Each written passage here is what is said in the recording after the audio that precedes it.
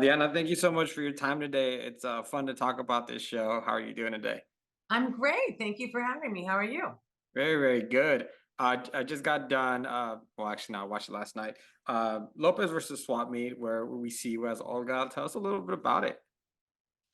Um, the swap meet episode is an episode where George takes Quentin, played by Matt Shively, to the swap meet to learn how to toughen up because, as he says, that's where you go to get hard.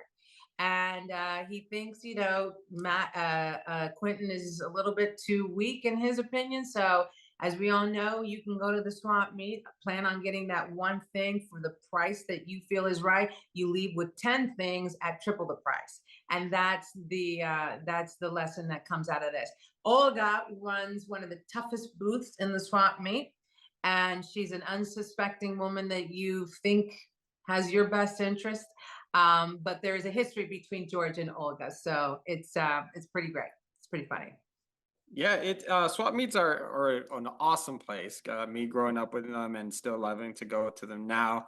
What is your experience with swap meets as far as do you enjoy them? Like, what's your favorite part of them? Because I know for me, it's always going to get snacks. You go for the food. I'll go with you. That sounds good to me. I'm terrible at swap meets. First of all, it's a skill to pick through and find that diamond in the rough or that rare find. And I don't know if I have the patience for it. I try, I go. If it's not out, I'm done. Unless you want to lure me there for the food. But I'm also not necessarily a great negotiator. I will buy the story that they're telling me.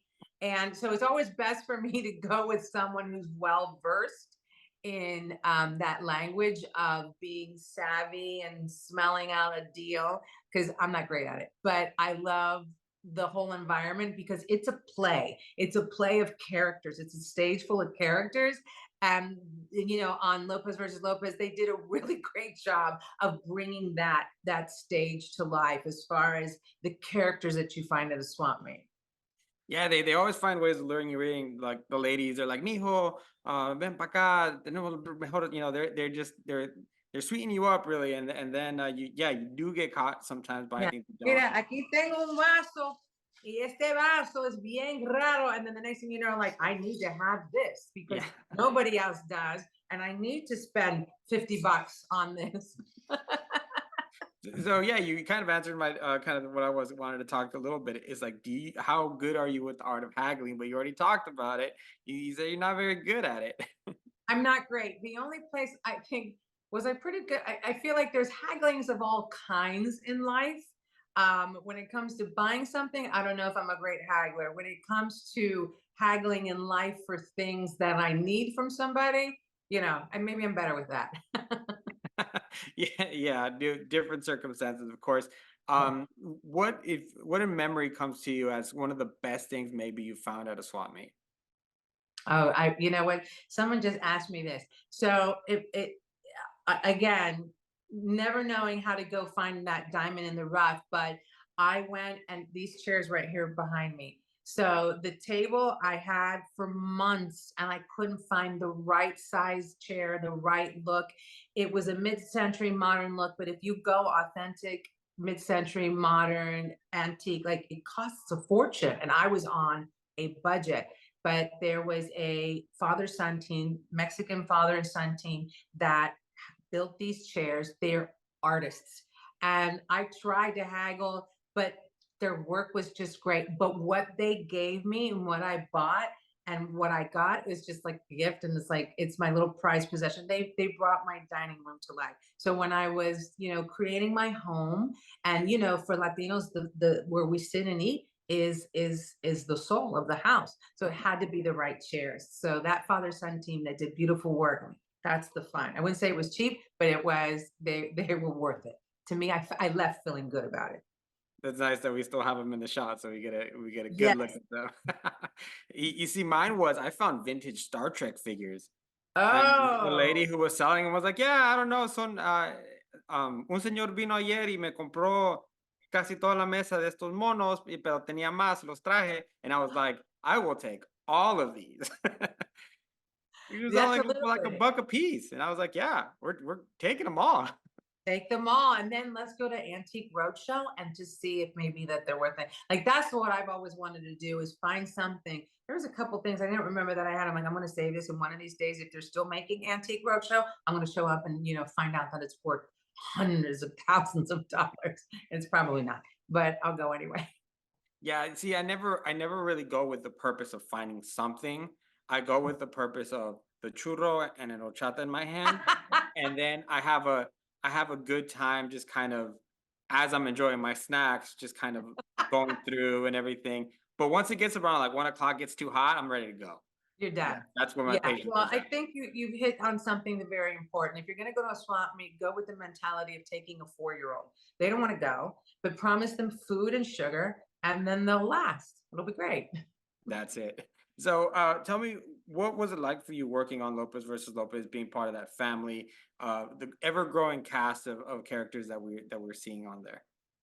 It was great, and I said it. I related to like coming to La Casa de mis Primos because I know a lot of these people.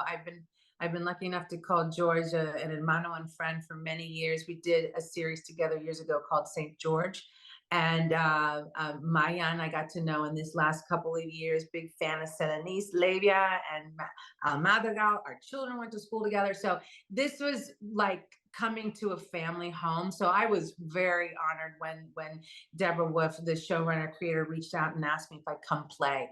And George has always been welcoming and he's always made space for me, which is always fun. But it's always a masterclass in comedy because when you go toe to toe with George, which I have, you got to be ready, and I'm ready. But you got to be ready because he'll just throw things out at you while cameras running and rolling, and you don't want to just stop and laugh. You want to live in that.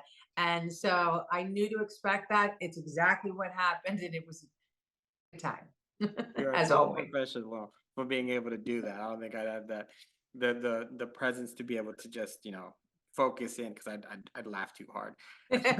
Finally, I do want to ask you, how important do you think it is for these types of stories to be told? Like the swap meet episode, for example. Yes, it's we're focusing from a Latino perspective, but it's really about saving money, and so on and so on. How important do you think it is for the show like this to, yes, tell stories from a Latino perspective, but also note that it is something that all cultures are, the same problems that they're facing?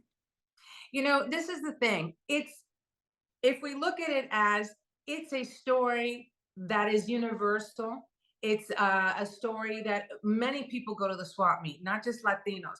We just tell the story from our perspective or our flavor. You could watch All in the Family years ago, decades ago, and it was a story that was happening in other homes, but from their perspective. So if we just looked at it as we're telling stories with our flavor, but there's a universal element going on because you can watch and you're like, if I went to the swap meet, that would be me. That would be exactly how I would behave. That would happen to me. I've run into that situation. There's a person at the swap meet that I saw that was exactly like that. It's all of it. It's the fact that our stories are being told, but it's even bigger than that. It's a universal element with our flavor, which whenever you're creating something, you're just creating it from the flavor of those characters that you're creating. What I want to see, what we want to see, is more stories that are told universally with our flavor, with this look, with this background. And that's just that makes it a more a show that you can tune into, watch, and enjoy from whatever background that you have. But there's not enough being told from our perspective, from our cultura, from our flavors. So we want to see more of that. Yeah, and I think that's the key to success in Hollywood for Latinos in general. Universal stories. I agree. Diana, thank you so much for your time. I could chat with you all day about this. Maybe one day we'll go to Chata and a churro and try to find some treasures. You're on. You Take are on. care. Thank you. Thank you. Take care.